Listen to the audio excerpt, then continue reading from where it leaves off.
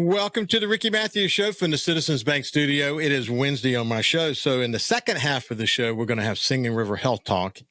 And we're going to be celebrating the 5th anniversary of Singing River Gulfport and the incredible work that they've done to add really important healthcare dimensions to that hospital and that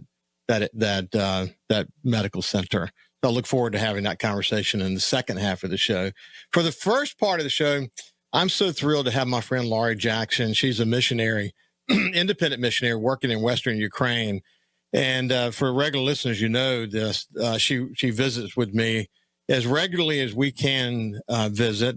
And more recently, it's been a lot more, I don't know, unnerving, because there's all these drone strikes virtually every night going into Ukraine. And I worry about Laurie and the people that she's working with. And so it's always great to hear from her. Sometimes it may take her a few days to get back to me. And I just pray for her and the people that I've gotten to know through these ongoing conversations with her since the war started. We'll tell you more about Laurie if you have not heard us talk before. But before we go any further, let me welcome Laurie Jackson back to the Ricky Matthews Show. Laurie, how are you guys doing? Hi, thanks so much. We one day at a time. One day. And for the most part, doing well. Yeah, I know it's not easy. One of the things, you and I have had these conversations, but when you and I compare notes, again, for people who've heard this before, it's a reminder. If you've not heard before, I think it's important to hear it. That when you compare the cultures of Mississippi with the culture of Ukraine, it's very similar. I mean, people are, just going about their lives, earning a living. They value family. There are lots of Christians who live there. They go to church. They have desires and goals, and they care about their communities. It's amazing. And then, of course, when the war started, it reminds me of the aftermath of Hurricane Katrina. And I've talked about this, but Laurie repeated, as we've continued to have this conversation, the way that she described it as we continued to evolve in our conversations was so compelling that I actually added a section in my book about what she taught us. And what she said is, I often said that the war is sort of like Katrina, hitting, but never leaving. And she says it's even worse than that because of the brutal human on human brutality that is happening. And gosh, you think about it in that way, it's hard not to realize how painful it must be to live in a situation where you never know if your friends are going to make it through the day, whether they're on the front line or not, or you never know whether a bomb's going to come down on you or not. So Laurie, and we've never said specifically where Laurie is for good reason. She's somewhere in Western Ukraine, which has not been immune to some of these drone attacks and missile attacks and others. With what's happened on the part of Russians, we know this, is that they have really attacked civilians and civilian infrastructure. Very, very hard to watch. And I hope that these ongoing conversations between the president of Ukraine and Putin and the administration of the United States, that some resolution is on the horizon. I hope to goodness we can put this to bed. I know y'all pray for peace, don't you, Laurie? Every day. Every day. And we actually, at 9:00 every morning, there's a moment of silence for remembrance of our fallen heroes, but also to pray for an end to this war, to pray for peace in our homes. So you and your compadres there. I mean, what's interesting, like after Katrina, it's people who were entrepreneurs and had various different kinds of jobs suddenly are doing whatever's necessary within the context of this volunteer effort. It's not normal. Life's not normal, obviously. But when you go to a place like Kyiv, it's weird how some normality has continued, even in the context of bombs that could come flying in at any moment now. It's this dichotomy that you've learned to live with. It's a sad reality of war, but it's true, isn't it? Mm-hmm. I think it's also Ukrainian strength and survival, and we're going to come up against whatever's coming against us. And one of the ways that we can do that is to say, you don't want us to live. And so, of course, we're going to live. Yeah. Yeah. Hey, Lauren, what's been amazing to watch, we didn't truly appreciate this or understand it when the war started. But one of the things that have made the Ukrainians so effective in this war is their innovation. I mean, their innovation's been part of the culture of Ukraine, but you see it play out every day. They're literally redefining how you fight a war. People are around the world are blown away by how resilient and how innovative Ukrainians are. But that doesn't surprise you, does it? Not at all. I've watched it from the time I first moved here 20 years ago, and Ukrainians will take anything they see and think, how can I improve this? How can I make this even better? How can I make it? I don't know. How can I make it work for my advantage? We can. One of the best examples, in my opinion, is the coffee business in Ukraine. When I first moved here, there were little old ladies on the side of the road who would sell you instant coffee in a little plastic cup. And then somebody somewhere saw a coffee shop and said, I'm going to do this. And now when I travel to the States, I tell my friends, don't let me forget to pack my coffee with me, because the coffee here is better than what I can get in Europe or in other places in Europe or in the US. Wow. I mean, it's just, I mean, and in terms of fighting the war, what has happened with drone technology and, the tactical reality of that sad part of war. But I mean, it's about, Ukraine is in a position where they're defending themselves. They're trying to survive as a country. And, absolutely. this war. And for sure. Yeah. Warfare, as we've seen it, has changed, and the Ukrainians are on the front lines of that. The technology they have is now being sought after, right, by other countries, and it continues to change and evolve and improve, because everything on the front lines is constantly changing and evolving and improving. And so, it was interesting in this. Yeah, and it's interesting that in this recent White House discussion between Zelensky and the Trump administration, one of the things that was interesting about that, certainly it was implied during the meeting, but after there was discussion about it, and that is, as Ukraine seeks to get other approaches, missiles, etc., to be able to do what they need to do to defend themselves, there's this implication that there's something the U.S. can learn about drone technology and all of that from Ukraine. So you think of the U.S. being on the cutting edge, but there's a lot that happens when you're in warfare, especially in this day of AI and technology and all of that.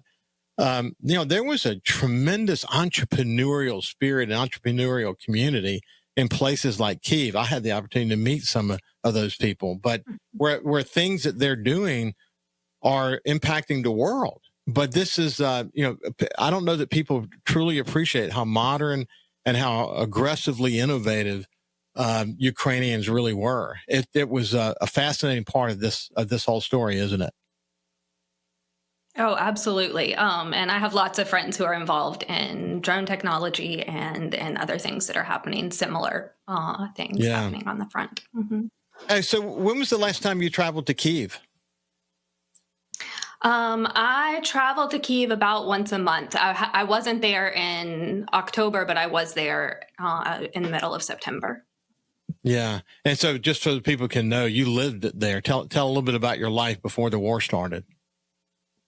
Mm-hmm. So before the full-scale invasion, I was living in Kyiv. I had been displaced there from Lugansk in far eastern Ukraine in 2014 when the war actually started.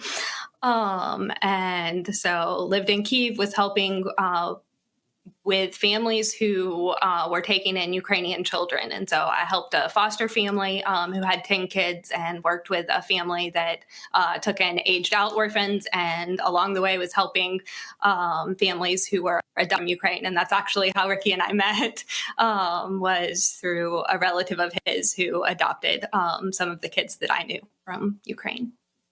Yeah.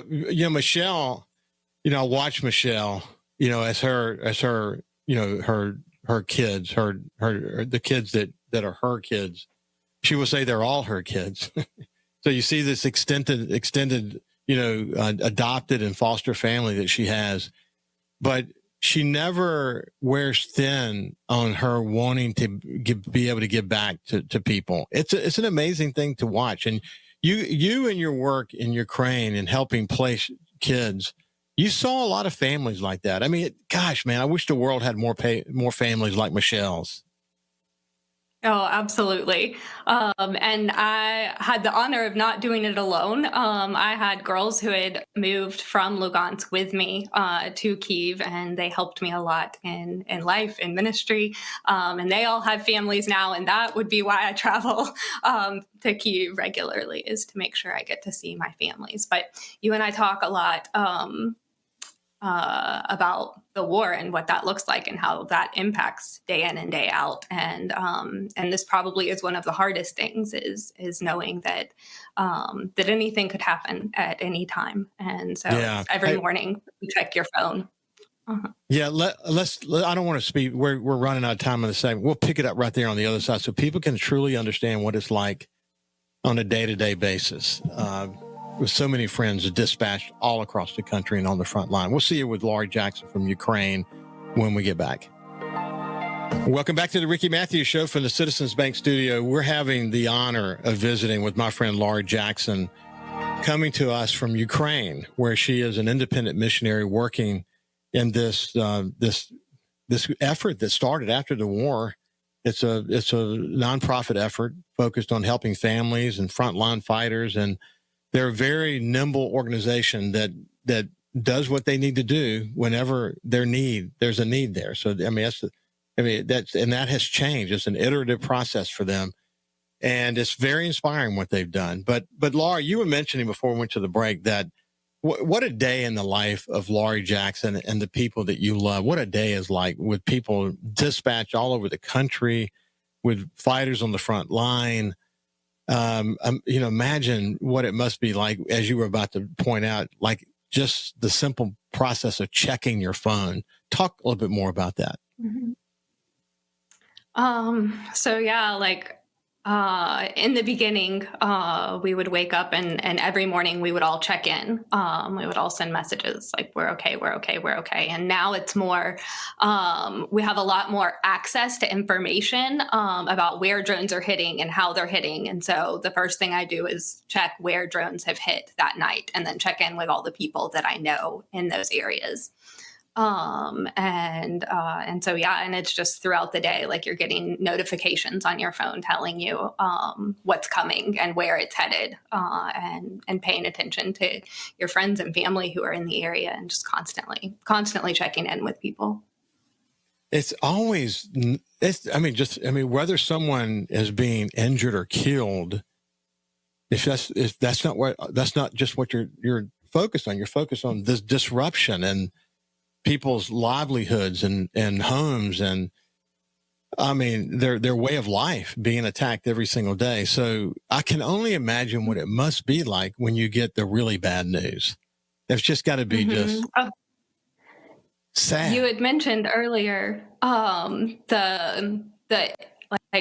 the constant cycle of it. Like you're kind of doing normal life, but you're also living in the middle of a war. And it's just this back and forth of that. And an example would be that one of our residents recently was, she got here last month, and she's flipping through TikTok on her phone, and sees her apartment building in flames. It had been hit by and destroyed. And she got that news through social media. And this, she came into the cafeteria, and she's talking about, what do we do now? And even if it ends, we don't have anywhere to go back to. And she has a 3-year-old daughter, and our residents are all getting ready. We're eating breakfast. It's normal as far as normal can be.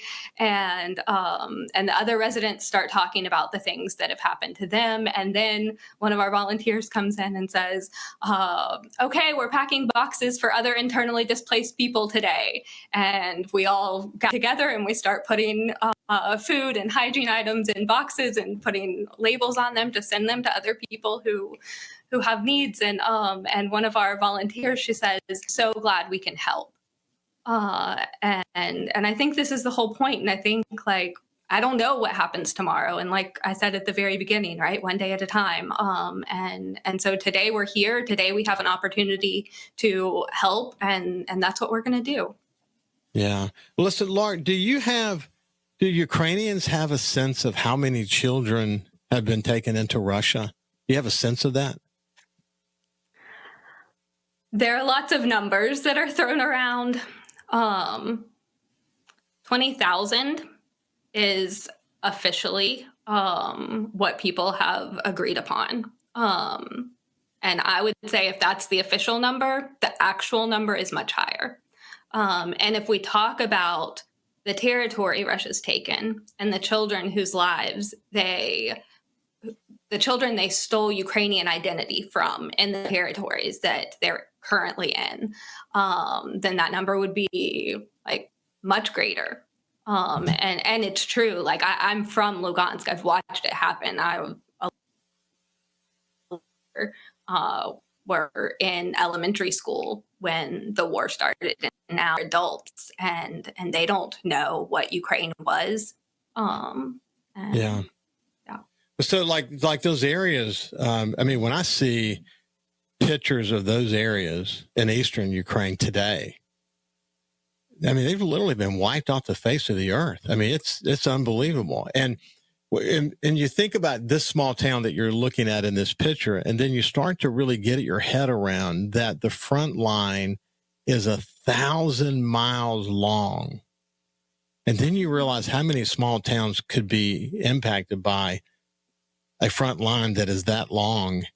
And you start to understand the scale of this whole thing. I mean, there's areas you don't even recognize anymore. Oh, absolutely. They've been completely demolished. And the people living, especially in the villages in these areas, right? They're elderly people, families who don't have the means to go anywhere else. And Russia doesn't care, and has no regard for civilian life. And I think this is one of the things that, like, and you had mentioned too, that makes it so hard. When I was in Kyiv, I was outside at a friend's house with some of her kids, and we heard a drone. And it's the first time that I've been fearful, not for myself, but yeah, it just makes me so angry to think that for no reason, like literally, like because we want more territory, because we want to rule the world. Like, yeah, I don't know. It doesn't make any sense. Well, we hear the numbers. We hear the numbers of those who have perished in this war on a weekly basis, and it's just not sustainable. And you know, for no other reason, if for no other reason than to save human life, I pray that we can put this war behind us. You guys, you know, you heard how I talked about you. I mean, from one week to the next, you just never know for sure what efforts you might be involved in, what family you might be saving, when you have someone who's perished in a family and helping them, but the mental health aspect of what you do, the list goes on and on. You never really take things off your list, do you? They just get added to your list. The number of things you have to do just keep getting longer, because once the need is there, it's probably always there. Is that true?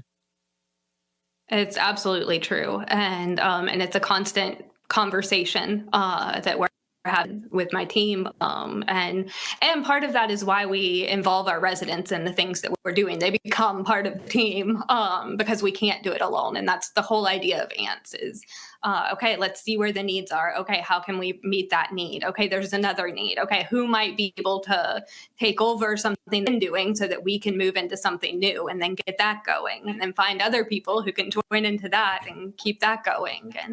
And absolutely, just constant conversations. Today, right before I came here, we were having a meeting about a potentially new project that will start in December for chaplains who are on the front. So I don't know, we'll see. But hey, you listen, I never covered this angle, but I can only imagine what your family here in the States has to go through thinking about you being over there. I mean, they supported you all along, but it's got to be difficult in this scenario. How do they weather this? Jesus. And it's been one of the things we were worried about even before the full scale invasion started, knowing that it was coming, was that we would lose cell phone connection. Yeah. And the fact that we've been able to stay in touch and that I talk to them every day. When I'm in Kyiv, the first thing my mom sees when she wakes up is a picture of me with and happy. And so I don't know. I tell people all the time, people say, "Oh, you have so much faith to be there during this time." And I say, no. That's all my parents. They're the ones who are living with me being here. I'm doing what I want to do. Well, what is so powerful in the message that I've gotten so clearly from you is that you are operating in a scenario where you believe it is real divine intervention, that God put you there in that moment to do what you're doing right now. And if you had a choice to do anything else in life, you would not do it. You would be right there doing what you're doing. You were doing it before the full scale invasion happened, and you continue to do it today. And you're surrounded by people who share that same sense of humanity. And it's a beautiful thing to watch. I'm so glad we connected and had this opportunity to catch up. And I pray for you regularly that the war will be behind us and you can help people get their lives back so that you can get at least you'll still be doing what you're doing, but you'll do it in a scenario where you're not worried for your life and the people you love every single day. What a sad reality of that. But God bless you, my friend. Thank you so much. I always enjoy our time together, and thank you for your prayers and your support. Yeah, it has been a gift. It's been a gift to get to know you and to watch you. That is for sure. This has been Laurie Jackson coming to us live from Ukraine. And I hope you enjoy these conversations with Laurie. And I hope you can see that they're just like us. They love their family and they love their church and they love their community, and they only want to go forward and provide and for their communities and their families and realize their goals in life, just like we do. And hopefully they can have that again soon. Thank you, Laurie. Have a great day, my friend. We'll see you after this. We're going to have Singing River Health Talk after this break.